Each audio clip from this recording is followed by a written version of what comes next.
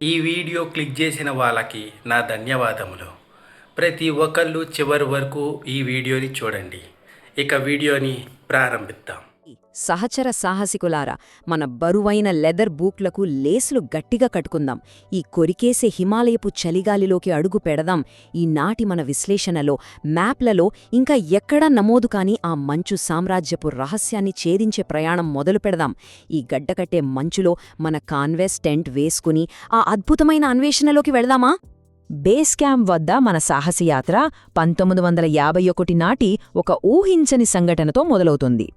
ఆశ్చర్యకరమైన విషయమేంటంటే, ఎరిక్ షిప్టన్ అనే పర్వతారోహకుడు మంచులో నడుస్తున్నప్పుడు ఒక భారీ అడుగుజాడను ఫోటో తీశాడు. అసలది సాధారణ మనిషి అడుగు కంటే ఏకంగా 2 రెట్లు పెద్దది.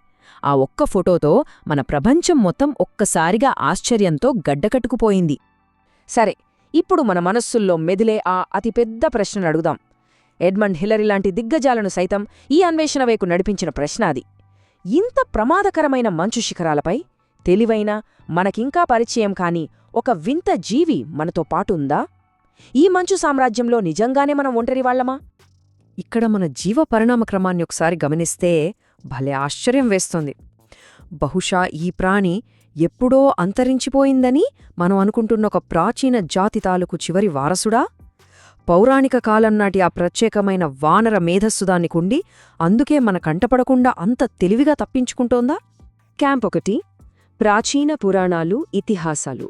మన ప్రాచీన హిందూ గ్రంథాలను తెరిచి చూస్తే, ముఖ్యంగా రామాయణం లాంటి ఇతిహాసాల్లో ఆగండి. ఇంతవరకు వీడియో చూసినందుకు చాలా ధన్యవాదములు. మీకేమన్నా ఎటువంటి డౌట్లు ఉంటే ఆ డౌట్ని కింద కామెంట్లో మీరు పొందపరచండి. నేను ప్రతి దానికి రిప్లై ఇస్తాను. ఇక మిగతా వీడియోని కంటిన్యూ కోసం ఈ పర్వతాలకు వచ్చినప్పుడు ఇక్కడున్న ఎన్నో వింత జాతుల గురించి వర్ణించిన విషయం మనకు కనిపిస్తుంది. ఇక్కడ అత్యంత ఆసక్తికరమైన విషయం ఒకటి ఉంది, వినండి. స్థానికులు వాడే యతి అనే పదం బహుశా సంస్కృత పదాలైన యక్ష లేదా గిరిచర నుండి వచ్చి ఉండవచ్చు. అంటే ప్రాచీనకాలపు ఋషులు ఊరికే కూచుని కట్టుకథలు రాయలేదు.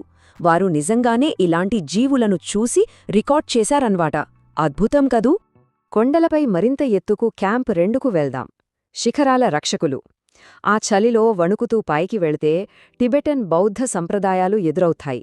వాళ్ల దృష్టిలో ఈ జీవి మనం వేటాడాల్సిన క్రూర మృగం కానే కాదు. ఈ అరణ్యాలకు అదొక పవిత్రమైన రక్షకుడు. వారి నమ్మకం ఎంత బలంగా ఉంటుందంటే, ఈ ఎత్తైన పర్వతాలపై ఉండే బౌద్ధ భిక్షువులు కేవలం కథలు చెప్పి ఊరుకోరు.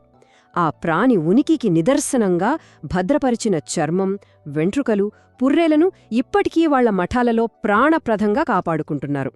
ఆ పురాతన అవశేషాలు చూస్తుంటే సాహసికులైన మనకు ఒళ్ళు గగురు పొడుస్తుంది నిజంగా. ఈ హిమాలయాలలోని చీకటి గుహల్లో ధ్యానం చేసుకునే భిక్షువుల అనుభవం ప్రకారం ఆ జీవి పర్వతాల పవిత్రతను కాపాడే ఒక దైవిక శక్తి. మన భౌతిక ప్రపంచానికి, ఆ ఆధ్యాత్మిక ప్రపంచానికి మధ్య ఉన్న ఒక అదృశ్య వారధి అని వాళ్లు గట్టిగా నమ్ముతారు. మంచు అగాధం, సైన్స్ వర్సెస్ పురాణాలు. ఇప్పుడు మనం అత్యంత ప్రమాదకరమైన ఒక పగులును, ఒక అగాధాన్ని దాటాల్సి ఉంది. స్థానికుల శతాబ్దాల నాటి అనుభవాలకు, మన ఆధునిక ప్రయోగశాలల విశ్లేషణలకు మధ్య జరిగే ఘర్షణే ఈ అగాధం. ఆగండి. ఇంతవరకు వీడియో చూసినందుకు చాలా ధన్యవాదములు. మీకేమన్నా ఎటువంటి డౌట్లు ఉంటే ఆ డౌట్ని కింద కామెంట్లో మీరు పొందపరచండి. నేను ప్రతి దానికి రిప్లై ఇస్తాను. ఇక మిగతా వీడియోని కంటిన్యూ. చూసారా, ఇక్కడ చాలా స్పష్టమైన విభజన కనిపిస్తుంది. డిఎన్ఏ విశ్లేషణలేమో ఇదంతా ఒక ప్రాచీన కాలపు పోలార్ బేర్ లేదా ఎలుగుబంటికి సంబంధించింది అంటున్నాయి, ల్యాబ్ ప్రూఫ్ కావాలంటే. కానీ మనకు దారి చూపే నమ్మకమైన స్థానిక షెర్పా మార్గదర్శకులేమంటారో తెలుసా?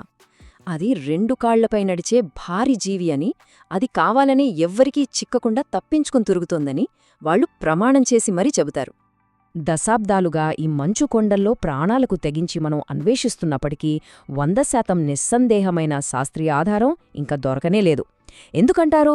బహుశా మనం కేవలం ఒక మామూలు జంతువు కోసం వెతుకుతున్నామేమో, కాని అది మనకంటే తెలివిగా, ఎప్పటికప్పుడు అప్రమత్తంగా ఉంటూ మన క్యాంపుల నుండి తప్పించుకునే ఒక ప్రాణి అయితే?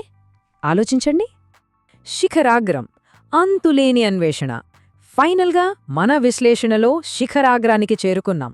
ఆపకుండా సాగుతున్న ఈ అన్వేషణ అసలు మన మానవ నైజం గురించి, మన తత్వం గురించి ఏమి చెబుతోందో ఇక్కడ మనం అర్థం చేసుకోవాలి. ఆధునిక సాహసికులమైన మనం ఈ భూమినంతా జయించేశామని ఒక్కోసారి విర్రవీగుతుంటాం, అవునా?